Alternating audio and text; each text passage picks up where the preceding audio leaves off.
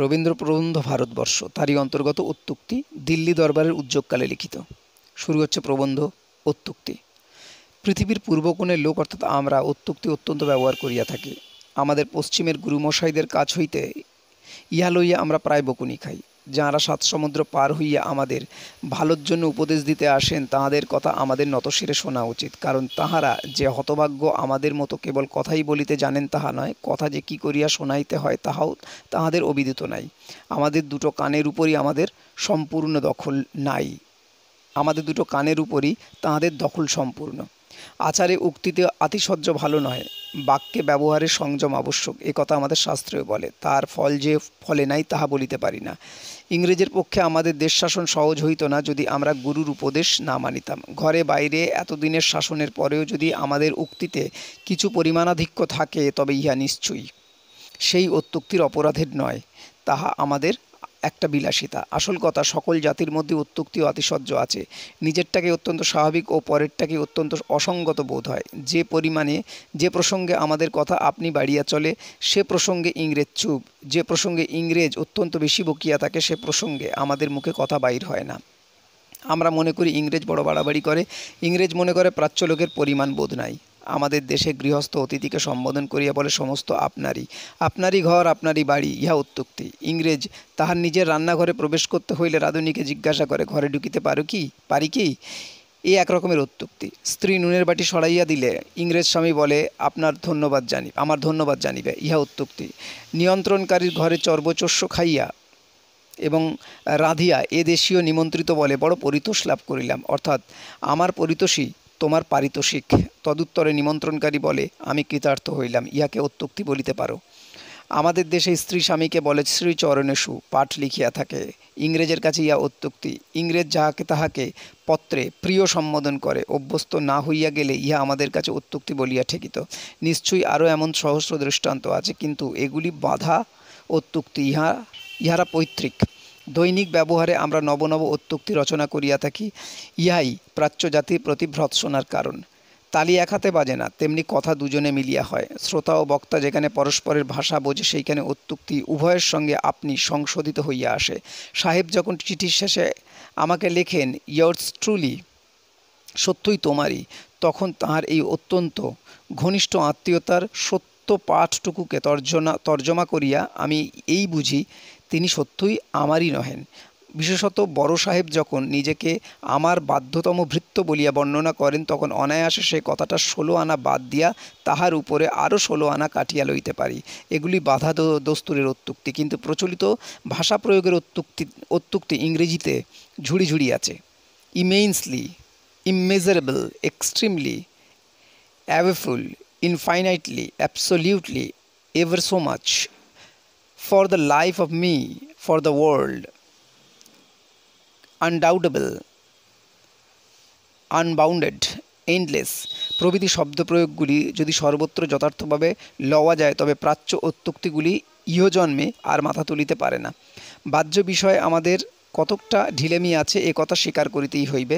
বাইরের জিনিসকে আমরা ঠিকঠাক মতো দেখি না, ঠিকঠাক মতো গ্রহণ করি না। যখন তখন বাইরের নয়কে আমরা ছয় এবং ছয়কে আমরা নয় করিয়া থাকি। ইচ্ছা করিয়া না করিলেও এই স্থলে অজ্ঞানকৃত পাপের ডবল দোষ। একে পাপ তাহাতে অজ্ঞান।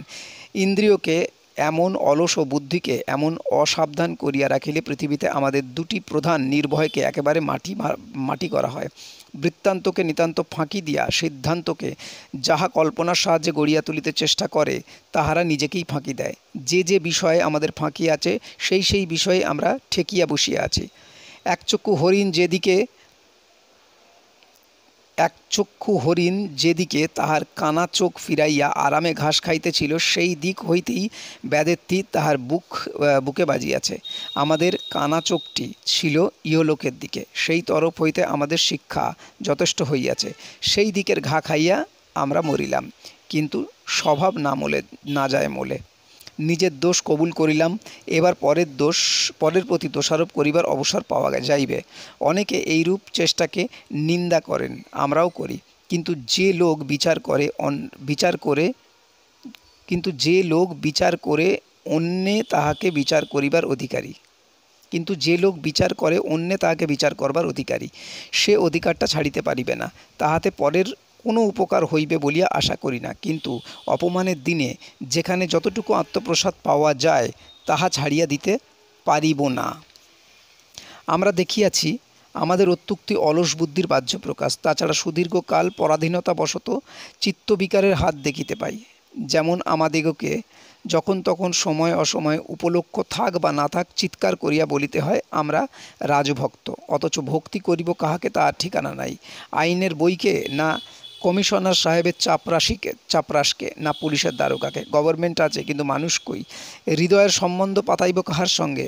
আফিসকে বক্ষে আলিঙ্গন করিয়া ধরিতে পারি না। মাঝে মাঝে অপ্রত্যক্ষ রাজার মৃত্যু বা অভিষেক উপলক্ষে যখন বিবিধ চাঁদার আকারে রাজভক্তি দহন করিয়া লইবার আয়োজন হয়, তখন ভীতচিত্তে শুষ্ক ভক্তি ঢাকিবার জন্য অতিদান এবং অত্যুক্তি দ্বারা রাজপাত্র কানায় কানায় পূর্ণ করিয়া দিতে হয়। যাহা স্বাভাবিক নয় তাহাকে প্রমাণ করিতে হইলে লোকে অধিক চিৎকার করিতে থাকে। একথা ভুলিয়া যায় যে মৃদুস্বরে যে বেসুরে ধরা পড়ে না, চিৎকারে তাহা চারগুণ হইয়া ওঠে। কিন্তু এই শ্রেণীর অত্যুক্তির জন্য আমরা একা দায়ী নয়। ইহাতে পরাধীন জাতির ভীরুতা এবং হীনতা প্রকাশ পায় বটে, কিন্তু এই অবস্থাটায় আমাদের কর্তৃপুরুষদের মহত্ব এবং সত্যানুরাগের প্রমাণ দেয় না। জলাশয়ের জল সমতল নয়, এ কথা যখন কেহ অম্লান মুখে বলে তখন বুঝিতে হইবে সে কথাটা অবিশ্বাস্য হইলেও তাহার মনিব তাহাই শুনিতে চায়। আজকালকার সাম্রাজ্য মদমত্ততার দিনে ইংরেজ নানা প্রকার শুনিতে চায় আমরা রাজভক্ত, আমরা তাহার চরণতলে স্বেচ্ছায় বিকৃত, এ কথা জগতের কাছে তাহারা প্রতিধ্বনিত করিতে চায়।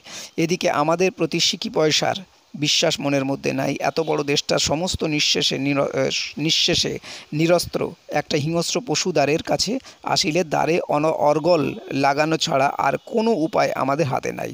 অথচ জগতের কাছে সাম্রাজ্যের বল প্রমাণ উপলক্ষে আমাদের অটল ভক্তি রটাইবার বেলা আমরা আছি।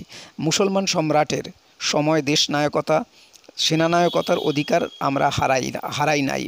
মুসলমান সম্রাট যখন সভাস্থলে সামন্ত রাজগণকে পার্শ্বে লইয়া বসিতেন তখন তার শূন্যগর্ভ প্রহসন মাত্র ছিল না। যথার্থই রাজারা সম্রাটের সহায় ছিলেন, রক্ষী ছিলেন, সম্মানভাজন ছিলেন। আজ রাজাদের সম্মান মৌখিক, অথচ তাহাদিগকে পশ্চাতে টানিয়া লইয়া দেশে বিদেশে রাজভক্তির অভিনয় ও আড়ম্বর তখনকার চেয়ে 4 গুণ।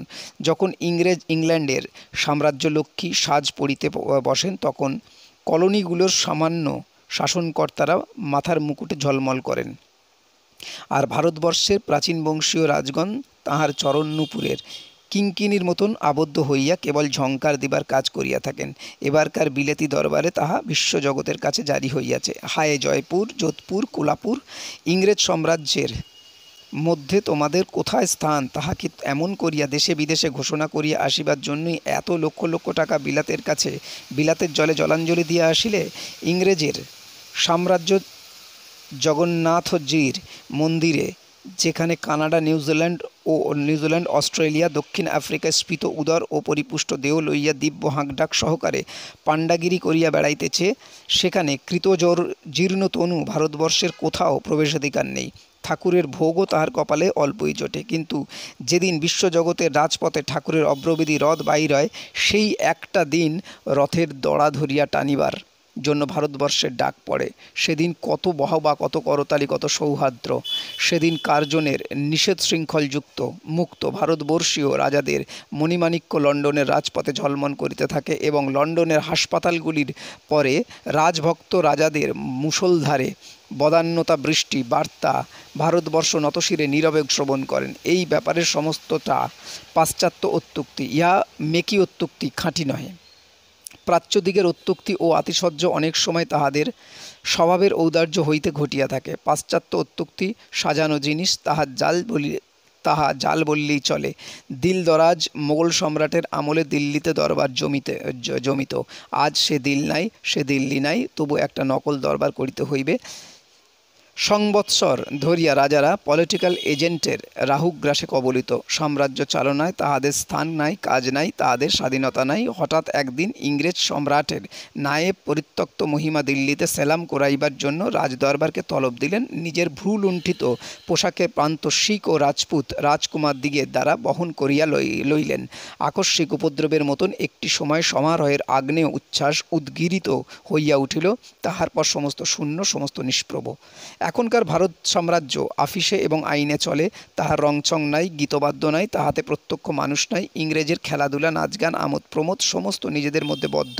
সে আনন্দ উৎসবের উদ্বৃত্ত খুদকুড়াও ভারতবর্ষের জনসাধারণের জন্য শালার বাইরে আসিয়া পড়ে না। আমাদের সঙ্গে ইংরেজদের সম্বন্ধ আফিসের বাঁধা কাজ এবং হিসাবের খাতা সহির সম্বন্ধ। প্রাচ্য সম্রাটের ও নবাবের সঙ্গে আমাদের অন্ন বস্ত্র শিল্পশোভা আনন্দ উৎসবের নানা সম্বন্ধ ছিল। তাহাদের প্রাসাদে প্রমোদের দ্বীপ জ্বলিলে তাহার আলোকে চারিদিকে প্রজার ঘরে ছড়াইয়া পড়িত। তাহাদের তরুণদ্বারে যে নহবত বসিত, তাহার আনন্দধ্বনি দিন কুটিরের মধ্যেও প্রতিধ্বনিত হইয়া উঠিত। ইংরেজ সিভিলিয়ানগণ পরস্পরের আমন্ত্রণে নিমন্ত্রণের সামাজিকতায় যোগদান করিতে বাধ্য। যে ব্যক্তি স্বভাবদোষে এই সকল বিনোদন ব্যাপারে অপটু, তাহার উন্নতির অনেক ব্যাঘাত ঘটে। এই সমস্তই নিজেদের জন্য। যেখানে 5টা ইংরেজ আছে সেখানে আমোদ আহ্লাদের অভাব নাই, কিন্তু সে আমোদে চারিদিক আমোদিত হইয়া ওঠে না। আমরা কেবল দেখিতে পাই কুলিগুলা বাইরে বসিয়া সন্ত্রস্ত চিত্তে পাখার দড়ি টানিতেছে, সহিস ডককার্টের ঘোড়ার লাগাম ধরিয়া চামড় দিয়া মশামাছি তাড়াইতেছে এবং দগ্ধ ভারতবর্ষের তপ্ত সংস্রব হইতে সুদূরে যাইবার জন্য রাজপুরুষগণ সিমলার শৈলশিখরে ঊর্ধ্বশ্বাসে ছুটিয়া চলিয়াছেন। মৃগয়ার সময় বাজে লোকেরা জঙ্গলের শিকার তাড়া করিতেছে এবং বন্দুকের 2-1 গুলি পশু লক্ষ্য হইতে ভ্রষ্ট হইলে নেটিবের মর্মভেদ করিতেছে।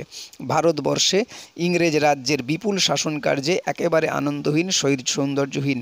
তার সমস্ত পথই আফিস আদালতের দিকে, জনসমাজের হৃদয়ের দিকে নয়। হঠাৎ ইহার মধ্যে একটা খাপছাড়া দরবার কেন? সমস্ত শাসন প্রণালীর সঙ্গে তাহার কোনখানে যোগ? গাছে লতায় ফুল ধরে, আফিসের কড়িবরগায় তো মাধবী মঞ্জরি ফোটে না। এ যেন মরুভূমির মধ্যে মরীচিকার মতন। এ ছায়া তাপ নিবারণের জন্য নয়, এ জল তৃষ্ণা দূর করিবে না। পূর্বেকার দরবারের সম্রাটেরা যে নিজের প্রতাপ জাহির করিতেন তাহা নয়। সে সকল দরবার কাহারও কাছে তারস্বরে কিছু প্রমাণ করিবার জন্য ছিল না, তাহা স্বাভাবিক। সে সকল উৎসব বাদশাহ নবাবদের ঔদার্যের উদ্বেলিত প্রবাহ স্বরূপ ছিল। সেই প্রবাহ বদান্যতা বহন করিত, তাহাতে প্রার্থীর প্রার্থনা পূর্ণ করিত, দিনের অভাব দূর হইত, তাহাতে আশা এবং আনন্দ দূর দূরান্তে বিকীর্ণ হইয়া যাইত। আগামী দরবার উপলক্ষে কোন পীড়িত আশ্বস্ত হইয়াছে, কোন দরিদ্র সুখস্বপ্ন দেখিতেছে, সেদিন যদি কোনো দুরাশাগ্রস্ত দুর্ভাগা দরখাস্ত হাতে সম্রাট প্রতিনিধির কাছে অগ্রসর হইতে চায়, তবে কি পুলিশের প্রহার পৃষ্ঠে লইয়া তাহাকে কাঁদিয়া ফিরিতে হইবে না? তাই বলিতেছিলাম, আগামী দিল্লির দরবার পাশ্চাত্য অত্যুক্তি, তাহা মেকি অত্যুক্তি। এ কথা হিসাব কিতাব এবং দোকানদারিটুকু আছে, ওদিকে প্রাচ্য সম্রাটের নকলটুকু না করিলে নয়। আমরা দেশব্যাপী অনশনের দিনে এই নিতান্ত ভুয়া দরবারের আড়ম্বর দেখিয়া ভীত হইয়াছিলাম বলিয়া কর্তৃপক্ষ আশ্বাস দিয়া বলিয়াছিল, খরচ খুব বেশি হইবে না, যাও হইবে তাহার অর্ধেক আদায় করিয়া লইতে পারিব। কিন্তু সেদিন উৎসব করা চলে না, যেদিন খরচপত্র সামলাইয়া চলিতে হয়। তহবিলের টানাটানি লইয়া উৎসব করিতে হইলে নিজের খরচ বাঁচাইবার দিকে দৃষ্টি রাখিয়া অন্যের খরচের প্রতি উদাসীন হইতে হয়। তাই আগামী দরবারের সম্রাটের নায়েব অল্প খরচে কাজ চালাইবেন বটে, কিন্তু আড়ম্বরটাকে স্ফীত করিয়া তুলিবার জন্য রাজদিগকে খরচ করাইবেন। প্রত্যেক রাজাকে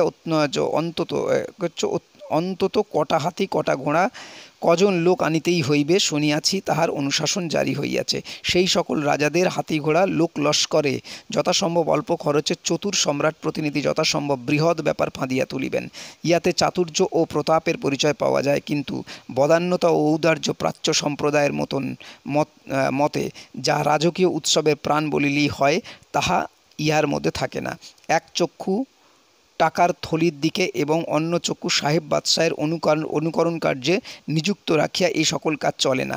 এসব কাজ যে স্বভাবত পারে সেই পারে এবং তাহাকেই শোভা পায়। ইতিমধ্যে আমাদের দেশের একটি ক্ষুদ্র রাজা সম্রাটের অভিষেক উপলক্ষে তাহার প্রজাদিগকে বহু সহস্র টাকা খাজনা মাফ করিয়াছেন। আমাদের মনে হইল ভারতবর্ষের রাজকীয় উৎসব কিভাবে চালাইতে হয় ভারতবর্ষীয় এই রাজাটি তাহার ইংরেজ কর্তৃপক্ষদিগের শিক্ষা দিলেন। কিন্তু যাহারা নকল করে তাহারা আসল শিক্ষাটুকু গ্রহণ করে না, তাহারা বাহ্য আড়ম্বরটাকেই ধরিতে পারে। তপ্ত বালুকা সূর্যের মতো তাপ দেয়, কিন্তু আলোক দেয় না। সেই জন্য তপ্ত বালুকার তাপকে আমাদের দেশের অসহ্য অতিশয্যের উদাহরণ বলিয়া উল্লেখ করে। আগামী দিল্লি দরবারও সেইরূপ প্রতাপ বিকিরণ করিবে, কিন্তু আশা ও আনন্দ দিবে না। শুধুমাত্র দম্ভ প্রকাশ সম্রাটকেও শোভা পায় না। ঔদার্যের দ্বারা, দয়া দাক্ষিণ্যের দ্বারা দুঃসহ দম্ভকে আচ্ছন্ন করিয়া রাখাই যথার্থ রাজোচিত। আগামী দরবারে ভারতবর্ষ তাহার সমস্ত রাজন্য লইয়া বর্তমান বাদশাহের নায়েবের কাছে নতি স্বীকার করিতে হয়ে যাইবে। কিন্তু বাদশাহ তাহাকে কি সম্মান, কি সম্পদ, কোনো অধিকার দান করিবেন? কিছুই নয়।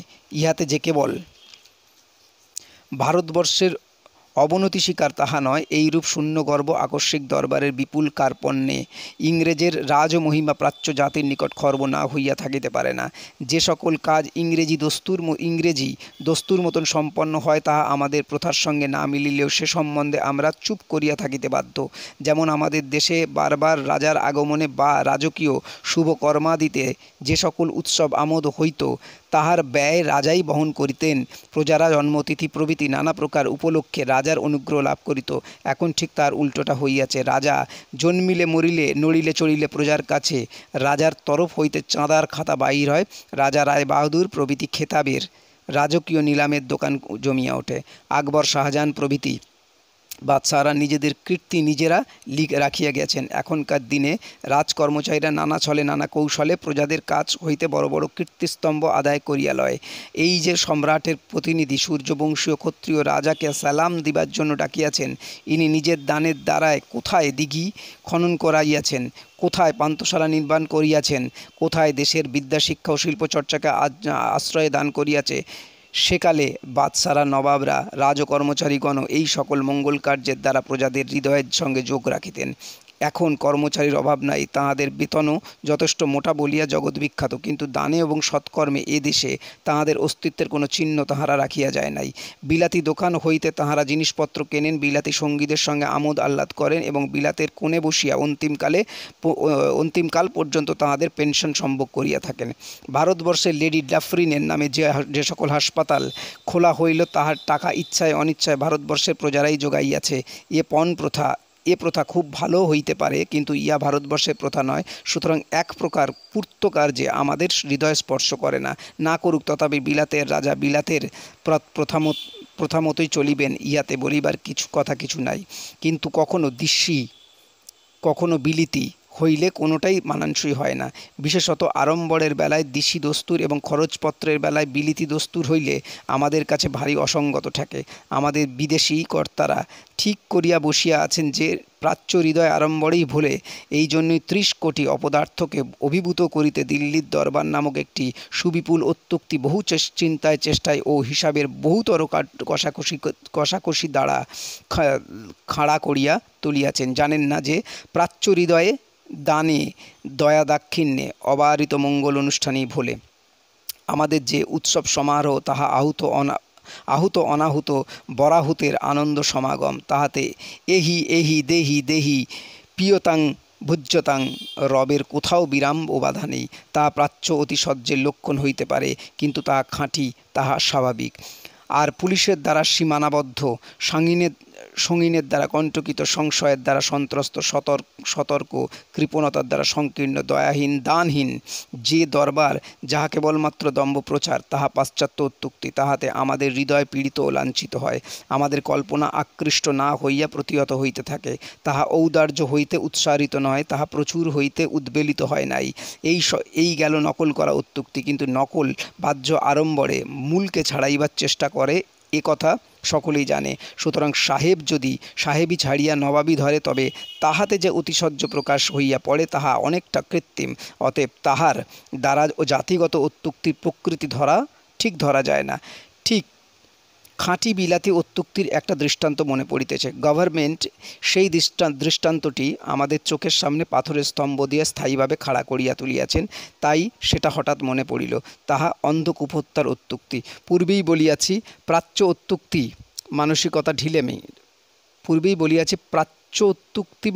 মানসিক ঢিলামি। আমরা কিছু প্রাচুর্যপ্রিয়, আঁটি আমাদের সহে না। দেখো না, আমাদের কাপড়গুলো ঢিলে ঢালা, আবশ্যকের চেয়ে অনেক বেশি। ইংরেজের বেশভূষা কাঁটা ছাঁটা, ঠিক মাপসই। এমনকি আমাদের মতে তাহা আঁটিতে আঁটিতে কাটিতে কাটিতে শালীনতার সীমা ছাড়াইয়া গেছে। আমরা হয় প্রচুর রূপে নগ্ন, নয় প্রচুর রূপে আবৃত। আমাদের কথাবার্তাও সেই ধরনের, হয় একেবারে মৌনের কাছাকাছি, নয় উদারভাবে সুবিস্তৃত। আমাদের ব্যবহারও তাই, হয় অতিশয় সংযত, নয় হৃদয়াবেগে উচ্ছ্বসিত। কিন্তু ইংরেজের অত্যুক্তির সেই স্বাভাবিক প্রাচুর্য নাই। তাহা অত্যুক্তি হইলেও খর্বকায়। তাহা আপনার অমূলকতাকে নিপুণভাবে মাটি চাপা দিয়া ঠিক সতর্কমূলক সমূলকতার মতো সাজাইয়া তুলিতে পারে। প্রাচ্য অত্যুক্তির অতিটুকুই শোভা, তাহাই তাহার অলঙ্কার। সুতরাং তাহা অসংকোচে বাইরে আপনাকে ঘোষণা করে। ইংরেজি অত্যুক্তির অতিটুকুই গভীরভাবে ভিতরে থাকিয়া চায়, বাইরে তাহার বাস্তবের সংযত সাজ পরিয়া খাঁটি সত্যের সহিত এক পংক্তিতে বসিয়া পড়ে। আমরা হইলে বলিতাম, অন্ধকূপের মধ্যে হাজারো লোক মরিয়াছে, সংবাদটাকে একেবারে এক ঠেলায় অত্যুক্তির মাঝদরিয়ার মধ্যে রওনা করিয়া দিতাম। হলওয়েল সাহেব একেবারে জনসংখ্যা সম্পূর্ণ নির্দিষ্ট করিয়া তাহার তালিকা দিয়া অন্ধকূপের আয়তন একেবারে ফুট হিসাবে গণনা করিয়া দিয়াছেন, যেন সত্যের মধ্যে কোথাও কোনো ছিদ্র নাই। ওদিকে যে গণিতশাস্ত্র তাহার প্রতিবাদী হইয়া বসিয়া আছে, সেটা খেয়াল করে নাই। হলওয়েল মিথ্যা যে কত স্থানে কত রূপে ধরা পড়িয়াছে, তাহা অক্ষয় কুমার মৈত্রের মহাশয়ের সিরাজদৌলা গ্রন্থে ভালোরূপে আলোচিত হইয়াছে। আমাদের উপদেষ্টা কার্জন সাহেবের নিকট স্পর্ধা পাইয়া হলওয়েল সেই অত্যুক্তি রাজপথের মাঝখানে মাটি ফুঁড়িয়া স্বর্গের দিকে পাষাণ অঙ্গুষ্ঠ উপস্থাপিত করিয়াছেন। প্রাচ্য পাশ্চাত্য সাহিত্য হইতে দুই বিভিন্ন শ্রেণীর অত্যুক্তির উদাহরণ দেওয়া যাইতে পারে। প্রাচ্য অত্যুক্তি উদাহরণ আরব্য উপন্যাস এবং পাশ্চাত্য অত্যুক্তির উদাহরণ রাডিয়ার্ড কিপলিংয়ের কিম এবং তাহার ভারতবর্ষীয় চিত্রাবলী। আরব্য উপন্যাসেও ভারতবর্ষের কথা আছে, চীন দেশের কথা আছে, কিন্তু সকলেই জানে তাহা গল্পমাত্র। তাহার মধ্যে হইতে কাল্পনিক সত্য ছাড়া আর কোনো সত্য কেহই প্রত্যাশাই করিতে পারে না, তাহা এতই সুস্পষ্ট। কিন্তু কিপলিং তাহার কল্পনাকে আচ্ছন্ন রাখিয়া এমনি একটি সত্যের আড়ম্বর করিয়াছে যে, যেমন হলপ পড়া সাক্ষীর কাজ হইতে লোক প্রকৃত বৃত্তান্ত প্রত্যাশা করে, কিন্তু কিপলিংয়ের গল্প হইতে ব্রিটিশ পাঠক ভারতবর্ষে প্রকৃত বৃত্তান্ত প্রত্যাশা না করিয়া থাকিতে পারে না। ব্রিটিশ পাঠককে এমনি ছল করিয়া ভুলাইতে হয়, কারণ ব্রিটিশ পাঠক বাস্তবের প্রিয়। শিক্ষা লাভ করিবার বেলাও তাহার বাস্তব চাই, আবার খেলনাকেও বাস্তব করিয়া তুলিতে না পারিলে তাহার সুখ হয় না। আমরা দেখিয়াছি, ব্রিটিশ ভোজে খরগোশ বা রাঁধিয়া জন্তুটাকে যথাসম্ভব অবিকল রাখিয়াছে। সেটা যে সুখাদ্য ইহাই যথেষ্ট আমাদের নয়, কিন্তু সেটা যে একটা বাস্তব জন্তু ব্রিটিশ ভোগী তাহা প্রত্যক্ষ অনুভব করিতে চায়। ব্রিটিশ খানা যে কেবল খানা তাহা নয়, তাহা প্রাণীবৃত্তান্তের গ্রন্থ বিশেষ বলিলেও হয়। যদি কোনো ব্যঞ্জনে পাখিগুলা ভাজা ময়দার আবরণে ঢাকা পড়ে, তবে তাহাদের পাগুলা কাটিয়া আবরণের উপরে বসাইয়া রাখা হয়। বাস্তব এত আবশ্যক।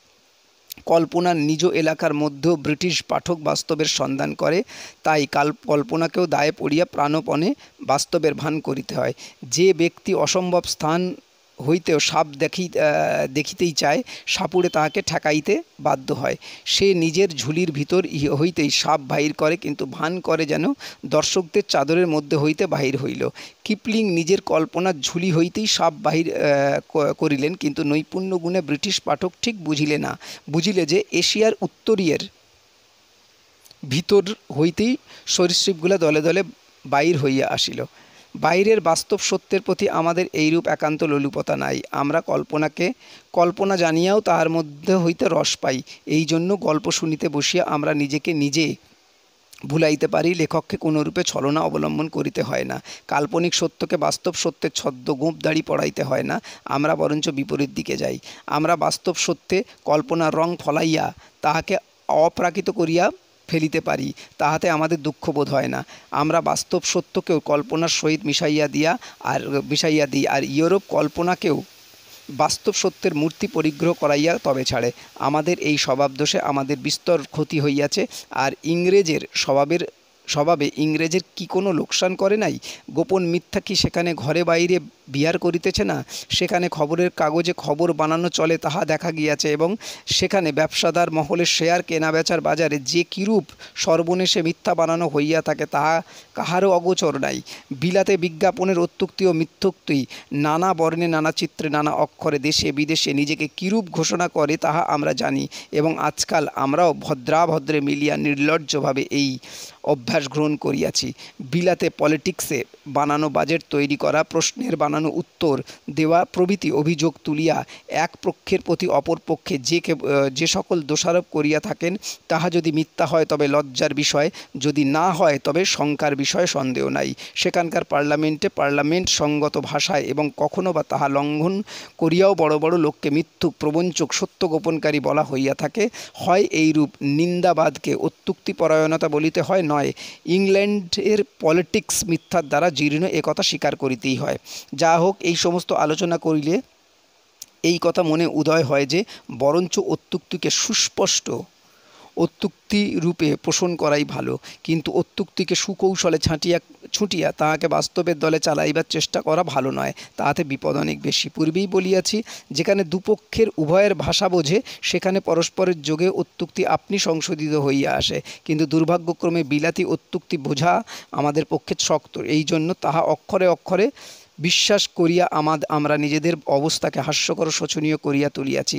ইংরেজ বলিয়াছিল, আমরা তোমাদের ভালো করিবার জন্যই তোমাদের দেশ শাসন করিতেছি, এখানে সাদা কালোয় অধিকার ভেদ নাই, এখানে বাঘে গরুতে এক ঘাটে জল খায়। সম্রাট শ্রেষ্ঠ মহাপুরুষ আকবর যাহা কল্পনা মাত্র করিয়াছিলেন, আমাদের সাম্রাজ্যে তাহাই সত্যে ফলিতেছে।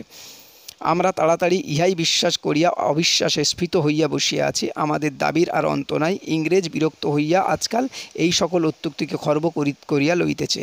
এখন বলিতেছে, যাহা তরবারি দিয়া জয় করিয়াছি তাহা তরবারি দিয়া রক্ষা করিব। সাদা কালোয় যে যথেষ্ট ভেদ আছে তাহা এখন অনেক সময় নিতান্ত গায়ে পড়িয়া নিতান্ত স্পষ্ট করিয়া দেখানো হইতেছে, কিন্তু তবু বিলাতি অত্যুক্তি এমনি সুনিপুণ ব্যাপার যে আজও আমরা দাবি ছাড়ি নাই, আজও আমরা বিশ্বাস আঁকড়িয়া বসিয়া আছি। সেই সকল অত্যুক্তিকেই আমাদের প্রধান দলিল করিয়া আমাদের জীর্ণ চিরপ্রান্তে বহু যত্নে বাঁধিয়া রাখিয়াছি। অথচ আমরা প্রত্যক্ষ দেখিতেছি, একসময় ভারতবর্ষ পৃথিবীকে কাপড় যোগাইয়াছে, আজ সে পরের কাপড় পরিয়া লজ্জা বাড়াইতেছে। একসময় ভারতভূমি অন্নপূর্ণা ছিল, আজ হ্যাদে লক্ষ্মী হইল লক্ষ্মী ছাড়া। একসময় ভারতে পৌরুষ রক্ষা করিবার অস্ত্র ছিল, আজ কেবল কেরানিগিরির কলম কাটিবার ছুরিটুকু আছে। ইস্ট ইন্ডিয়া কোম্পানির রাজত্ব পাইয়া অবধি ইচ্ছাপূর্বক চেষ্টাপূর্বক ছলে বলে কৌশলে ভারতের শিল্পকে পঙ্গু করিয়া সমস্ত দেশকে কৃষিকার্যে দীক্ষিত করাইয়াছে। আজ আবার সেই কৃষককেই খাজনা বাড়িতে সেই হতভাগ্য ঋণ সমুদ্রের মধ্যে চিরদিনের মতো নিমগ্ন হইয়াছে। এই তো গেল বাণিজ্য ও কৃষি, তাহার পরে বীর্য এবং অস্ত্র, সে কথার উল্লেখ করিবার প্রয়োজন নাই। ইংরেজ বলে, তোমরা কেবলই চাকরির দিকে ঝুঁকিয়াছ, ব্যবসা করো না কেন? এদিকে দেশ হইতে বর্ষে বর্ষে প্রায় 500 কোটি টাকার খাজনা ও মহাজনের বিদেশে চলিয়া যাইতেছে।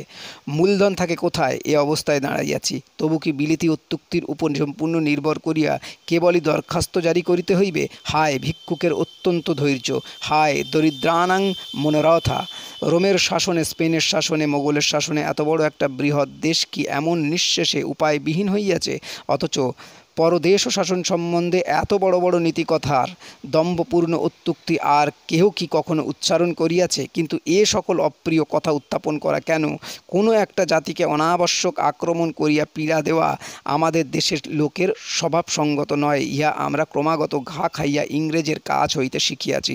নিতান্ত গায়ের জ্বালায় আমাদিগকে যে অশিষ্টতায় দীক্ষিত করাইয়াছে তাহা আমাদের দেশের জিনিস নয়, কিন্তু অন্যের কাছ হইতে আমরা যতই আঘাত পাই না কেন, আমাদের দেশের যে চিরন্তন নম্রতা, যে ভদ্রতা, তাহা পরিত্যাগ করিব কেন?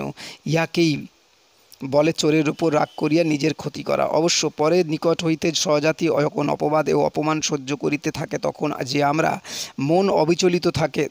যে আমার মন অবিচলিত থাকে এ কথা আমি বলিতে পারি না, কিন্তু সেই অপবাদ লাঞ্ছনার জবাব দিবার জন্য যে আমার এই প্রবন্ধ লেখা তাহা নয়। আমরা যেটুকু জবাব দিবার চেষ্টা করি তাহা নিতান্ত ক্ষীণ, কারণ বাকশক্তি আমাদের একমাত্র শক্তি।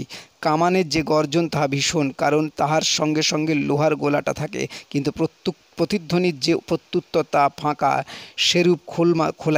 সেরূপ খেলামাত্রে আমার অভিরুচি নাই। ইংরেজ আমার এ লেখা পড়িবে না, পড়িলেও সকল কথা ঠিক বুঝিবে না। আমার এ লেখা আমাদের স্বদেশীয় পাঠকদের জন্যই। অনেক দিন ধরিয়া চোখ বুঝিয়া আমরা বিলাতি সভ্যতার হাতে আত্মসমর্পণ ভাবিয়াছিলাম। সে সভ্যতা স্বার্থকে অভিভূত করিয়া বিশ্বহিতৈষা ও বিশ্বজনের শৃঙ্খল মুক্তির পথেই সত্য প্রেম শান্তির অনুকূলে অগ্রসর হইতেছে। কিন্তু আজ হঠাৎ চমক ভাঙিবার সময় এসেছে। পৃথিবীতে এক এক সময় প্রলয়ের বাতাস হঠাৎ উঠিয়া পড়ে। এক সময়ের মধ্যে এশিয়ার মোগলগণ ধরণী হইতে লক্ষ্মীশ্রী ঝাঁটাইতে বাহির হইয়াছিল। এক সময় মুসলমানগণ ধূমকেতুর মতন পৃথিবীর উপর প্রলয় পুচ্ছ সঞ্চালন করিয়া ফিরিয়াছিল। পৃথিবীর মধ্যে যে কোণে ক্ষুধার বেগ বা ক্ষমতার লালসা ক্রমাগত পোষিত হইতে থাকে, সেই কোণ হইতে জগৎ বিনাশী ঝড় উঠিবেই।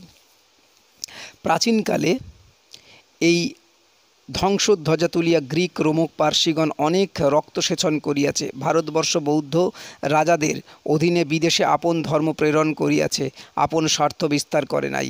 ভারতবর্ষীয় সভ্যতার বিনাশ প্লাবনের বেগ কোনো কালে ছিল না। ক্ষমতা ও স্বার্থ বিস্তার ভারতবর্ষীয় সভ্যতার ভিত্তি নয়, ইউরোপীয় সভ্যতার ভিত্তি তাহাই। তা সর্বপ্রযত্নে নানা আকারে নানা দিক হইতে আপনাকে, আপনার ক্ষমতাকে ও স্বার্থকেই বলিয়ান করিবার চেষ্টা করিতেছে। স্বার্থ ও ক্ষমতাস্প্রিয়া কোনো কালেই নিজের অধিকারের মধ্যে নিজেকে রক্ষা করিতে পারে না, এবং অধিকার লঙ্ঘনের পরিণাম ফল নিঃসংশয় বিপ্লব। ইয়া ধর্মের নিয়ম, ইয়া ধ্রুব। সমস্ত ইউরোপ আজ অস্ত্রে শস্ত্রে দস্তুর মতন উঠিয়াছে। ব্যবসায় বুদ্ধি তাহার ধর্মবুদ্ধিকে অতিক্রম করিতেছে। আমাদের দেশে বিলাতি সভ্যতার এমন সকল পরম ভক্ত আছেন, যাহারা ধর্মকে অবিশ্বাস করিতে পারেন, কিন্তু বিলিতি সভ্যতাকে অবিশ্বাস করিতে পারে না। তাহারা বলেন, বিকার যাহা কিছু দেখিতেছি এ সমস্ত কিছুই নয়, 2 দিনেই কাটিয়া যাইবে। তাহারা বলেন, ইউরোপীয় সভ্যতার রক্তচক্ষু ইঞ্জিনটা সার্বজনীন ভ্রাতৃত্বের পথে ধিক ধক ধক শব্দে ছুটিয়া চলিতেছে। এরূপ অসামান্য অন্ধভক্তি সকলের কাছে প্রত্যাশা করিতে পারি না। সেই জন্যই পূর্ব দেশের হৃদয়ের মধ্যে আজ এক সুগভীর চাঞ্চল্যের সঞ্চার হইয়াছে। আসন্ন ঝড়ের আশঙ্কায় পাখি যেমন আপন নীড়ের দিকে ছোটে, তেমনি বায়ুকোণের রক্ত মেঘ দেখিয়া পূর্ব দেশ হঠাৎ আপনার নীড়ের সন্ধানে উড়িবার উপক্রম করিয়াছে। বজ্র গর্জনকে যে সার্বভৌমিক প্রেমের মঙ্গল শঙ্খধ্বনি বলিয়া কল্পনা করিতেছে না। ইউরোপ ধরণীর চারিদিকেই আপনার হাত বাড়াইতেছে, তাহাকে প্রেমালিঙ্গনের বাহুবিস্তার মনে করিয়া প্রাচ্যখণ্ড পুলকিত হইয়া উঠিতেছে না। এই অবস্থায় আমরা বিলাতি সভ্যতার যে সমালোচনায় প্রবৃত্ত হইয়াছি, তা কেবলমাত্র আত্মরক্ষার আকাঙ্ক্ষায়।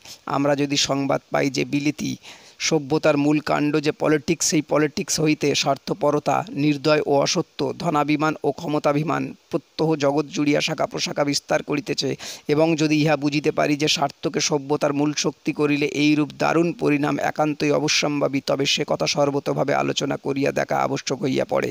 পরকে অপবাদ দিয়া সান্ত্বনা পাইবার জন্য নয়, নিজেকে সময় থাকিতে সংযত করিবার জন্য। আমরা আজকাল পলিটিক্স এবং রাষ্ট্রগত একান্ত স্বার্থপরতাকেই সভ্যতার একটিমাত্র মুকুটমণি ও বিরোধপরতাকেই উন্নতি লাভের একমাত্র পদ বলিয়া ধরিয়া লইয়াছি। আমরা পলিটিক্সের মিথ্যা এবং দোকানদারির মিথ্যা বিদেশের দৃষ্টান্ত হইতে প্রতিদিন গ্রহণ করিতেছি। আমরা টাকাটাকে মনুষ্যত্বের চেয়ে বড় এবং ক্ষমতা লোভকে মঙ্গলব্রতচারণের চেয়ে শ্রেয় বলিয়া জানিয়াছি। তাই এতকাল যে স্বাভাবিক নিয়মে আমাদের দেশে লোকহিতকর কর্ম ঘরে ঘরে অনুষ্ঠিত হইতেছিল, তা হঠাৎ বন্ধ হইয়া গেছে। ইংরেজ গোয়ালা বাঁটে হাত না দিলে আমাদের কামধেনু আর এক ফোঁটাও দুধ দেয় না, নিজের বাছুরকেও নয়। এমনি দারুণ মোহ আমাদিগকে আক্রমণ করিয়াছে। সেই মোহজাল ছিন্ন করিবার জন্য যে সকল তীক্ষ্ণ বাক্য প্রয়োগ করিতে হইতেছে, আশা করি তাহা বিদ্বেষ বুদ্ধির অস্ত্রশালা হইতে গৃহীত হইতেছে না। আশা করি তাহা স্বদেশের মঙ্গল ইচ্ছা হইতেই প্রেরিত। আমরা গালি খাইয়া যদি জবাব দিতে উদ্যত হইয়া থাকি, সে জবাব বিদেশি গালিদাতার উদ্দেশ্যে নয়, সে কেবল আমাদের নিজের কাছে নিজের সম্মান রাখিবার জন্য, আমাদের নিজের প্রতি ভগ্ন প্রবণ বিশ্বাসকে বাঁধিয়া তুলিবার জন্য। শিশুকাল হইতে বিদেশিকে একমাত্র গুরু বলিয়া মানা অভ্যেস হওয়াতে তাহাদের কথাকে বেদবাক্য বলিয়া স্বজাতির প্রতি শ্রদ্ধাবিহীন হইবার মহাবিপদ হইতে নিজেরা রক্ষা পাইবার জন্য। ইংরেজ যে পথে যাইতে চায় যাক, যত দ্রুত বেগে রথ চালাইতে চাহে চালাক, তাহাদের চঞ্চল চাবুকটা যেন আমাদের পৃষ্ঠে না পড়ে এবং তাহাদের চাকার তলায় আমরা যেন অন্তিম গতি লাভ না করি, এই হইলেই হইল। ভিক আমরা চাহি না, উত্তরোত্তর দুর্লভতর আঙুরের গুচ্ছ অক্ষমের অদৃষ্টে প্রতিদিন টকিয়া উঠিতেছে বলিয়াই হোক আর যে কারণেই হোক, আমরা আর ভিক্ষায় কাজ করব আমাদের আর ভিক্ষায় কাজ নেই, এবং এ কথা বলা বাহুল্য, কুত্তাতেও আমাদের প্রয়োজন দেখি না। শিক্ষাই বলো, চাকরি বলো, যাহা পরের কাছে মাগিয়া পাতিয়া লইতে হয়, পাছে কবে আবার কাড়িয়া লয়, এ ভয়ে যাহাকে পাঁজরের কাছে সবলে চাপিয়া বক্ষ ব্যথিত করিয়া তুলি, তাহা খোয়াও গেলে অত্যন্ত বেশি ক্ষতি নাই। কারণ মানুষের প্রাণ বড় কঠিন, সে বাঁচিবার শেষ চেষ্টা না করিয়া থাকিতে পারে না। তাহার যে কতটা শক্তি আছে, নিতান্ত দায়ে না পড়িলে তাহা সে নিজেই বোঝে না। নিজের কাছে নিজের সেই অন্তরতর শক্তি আবিষ্কার করিবার জন্য বিধাতা যদি ভারতকে সর্বপ্রকার বঞ্চিত হইতে দেন, তাহাতে সাপে বর হইবে। এমন জিনিস আমাদের চাই, যাহা সম্পূর্ণ আমাদের স্বায়ত্ত, যাহা কেউ কাড়িয়া লইতে পারিবে না। সেই জিনিসটি হৃদয়ে রাখিয়া আমরা যদি কৌপিন পড়ি, যদি সন্ন্যাসী হই, যদি মরি, সেও ভালো। ভিক্ষায়ান নৈব নৈব চ। আমাদের খুব বেশি ব্যঞ্জনের দরকার নেই, যেটুকু আহার করিব নিজে যেন আহরণ করিতে পারি। খুব বেশি সাজসজ্জা না হইলেও চলে, মোটা কাপড়টা যেন নিজের হয়, এবং দেশকে শিক্ষা দেবার ব্যবস্থা আমরা যতটুকু নিজে করিতে পারি, তাহা যেন সম্পূর্ণ নিজের দ্বারা অনুষ্ঠিত হয়। এক কথায়, যাহা করিব আত্মত্যাগের দ্বারাই করিব, যাহা পাইব আত্মবিসর্জনের দ্বারাই পাইব, যাহা দিব আত্মদানের দ্বারাই দিব। এই যদি সম্ভব হয় তো হোক, না যদি হয়, পরের চাকরি না দিলেই যদি আমাদের অন্ন না জোটে, পরে বিদ্যালয়ের বন্ধ করিবা মাত্রই যদি আমাদিগে গণ্ডমূর্খ হইয়া থাকিতে হয়, এবং পরের নিকট হইতে উপাধির প্রত্যাশা না থাকিলে দেশের কাছে আমাদের টাকার থলির গ্রন্থমোচন যদি না হইতে পারে, তবে পৃথিবীর আর কাহারও উপর কোনো দোষারোপ না করিয়া যথাসম্ভব সত্বর যেন নিঃশব্দে এই ধরাতল হইতে বিদায় গ্রহণ করিতে পারি। ভিক্ষাবৃত্তির তারস্বরে, অক্ষম বিলাপের সানুনাসিকতায় রাজপথের মাঝখানে আমরা যেন বিশ্বজগতের দৃষ্টি নিজেদের প্রতি আকর্ষণ না করি। যদি আমাদের নিজের চেষ্টায় আমাদের দেশের কোনো বৃহৎ কাজ হওয়ার সম্ভাবনা না থাকে, তবে হে মহামারী, তুমি আমাদের বান্ধব, হে দুর্ভিক্ষ, তুমি আমাদের সহায়। কার্তিক 1309 সমাপ্ত।